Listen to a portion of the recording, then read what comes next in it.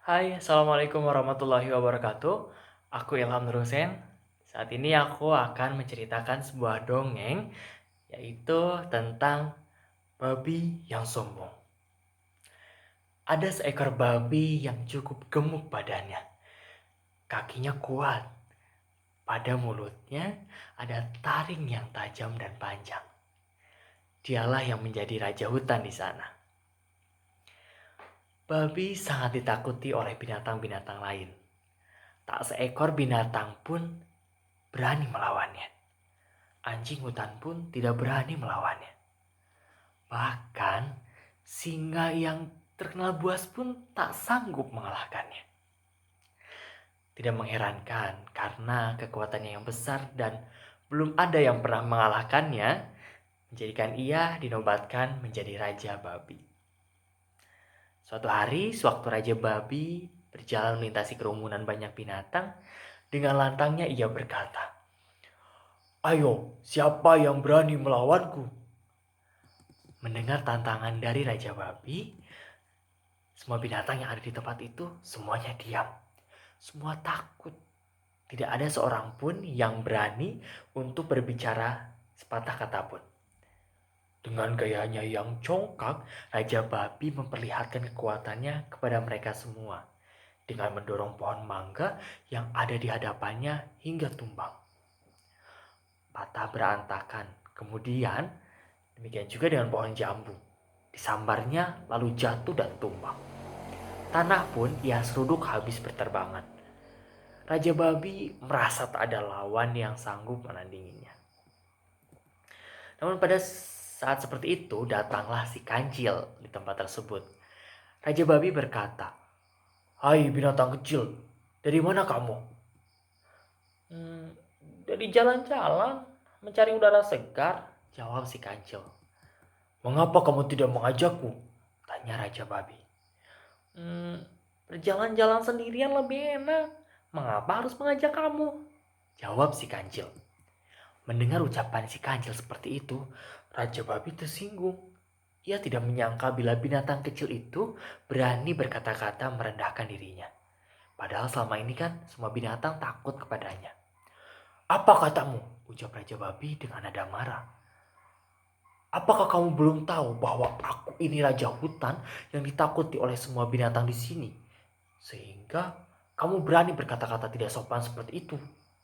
Apakah kamu tidak tahu padaku?" ucap si Raja Babi.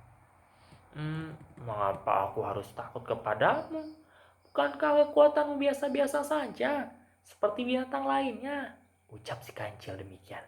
Semakin membuat telinga Raja Babi menjadi panas, kemarahannya sudah tidak bisa dibendung lagi. "Dasar binatang kecil dan bodoh, sudah saatnya aku sekarang ingin merasakan dagingmu yang lezat," kata Raja Babi dengan puka marah.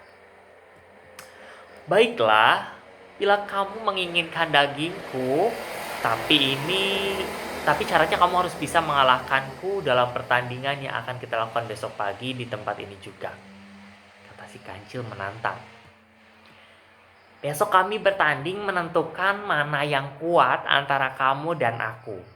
Bila kamu menjadi pemenang, silakan saja kamu makan dagingku.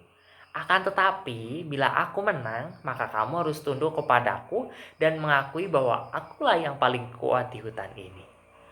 "Bagus sekali usulanmu itu, binatang kecil," sahut Raja Babi menyetujui tantangan sang kancil. Semua binatang yang ada di tempat itu kemudian pulang ke rumahnya masing-masing. Mereka akan kembali ke tempat itu besok pagi untuk melihat pertandingan antara raja dan si kancil. Benarkah kancil akan bertindak sebodoh itu? Oh, tentu tidak ya. Ia berani menantang Raja Babi karena sudah punya rencana tentunya. 2 hari yang lalu, sang kancil telah membuat topeng yang menyerupai dirinya. Bukan topeng sembarangan, bahannya terbuat dari kayu yang sangat keras.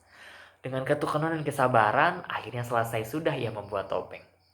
Topeng itu mirip sekali dengan wajahnya, sehingga bila dipakai, Raja Babi akan sulit mengenalinya. Apakah ia memakai topeng atau tidak? Malam itu kancil sengaja beristirahat untuk mengumpulkan kekuatan dan menghaluskan topengnya agar persis dengan wajahnya. Keesokan harinya, semua binatang sudah mulai berkumpul di tempat pertandingan. Mereka semua ingin menyaksikan pertandingan yang sangat langka itu. Sorak Sanai pun segera menggema ketika Raja Babi yang tiba di tempat itu lebih dahulu. Tak lama kemudian, si kancil juga telah tiba. Sekali lagi, sorak-sorak dan tepuk tangan dari para penonton suasana kian semarak.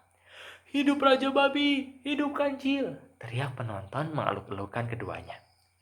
Setelah diberikan aba-aba oleh sang gajah, mulailah permainan itu. Raja Babi langsung mengeram dan menyambar si kancil dengan moncongnya. Si kancil tidak terkelit, tapi dengan tenang menyambut sambaran Raja Babi. Mula-mula beberapa kancil terlempar beberapa ke depan oleh seluk si babi. Namun, ia segera bangkit lagi menantang si Raja Babi. Sementara itu, si Raja Babi merasa kesakitan yang sangat amat pada moncongnya. Tak disangka kepala kancil sangat keras ternyata. Karena penasaran, Raja Babi menyeruduk lagi. Kancil terlempar, namun segera bangun dan menantangnya lagi. Lama-lama, moncong si Raja Babi merasa sakit sekali. Akhirnya, ia tidak sanggup lagi meneruskan pertandingannya. Sehingga si Kancil dinobatkan sebagai pemenang dan Raja Babi harus mengakui bahwa Kancil lebih kuat dari dirinya. Dari kisah ini dapat kita ambil hikmah bahwa kita sebagai makhluk hidup, makhluk ciptaan Tuhan tidak boleh untuk menyombongkan diri kita. Semua makhluk hidup ciptaan Tuhan itu sama di matanya, memiliki keistimewaan dan kelebihannya masing-masing. Kita tidak boleh merendahkan orang lain. Demikian dongeng yang dapat saya sampaikan. Semoga bermanfaat. Terima kasih. Wassalamualaikum warahmatullahi wabarakatuh. Bye-bye.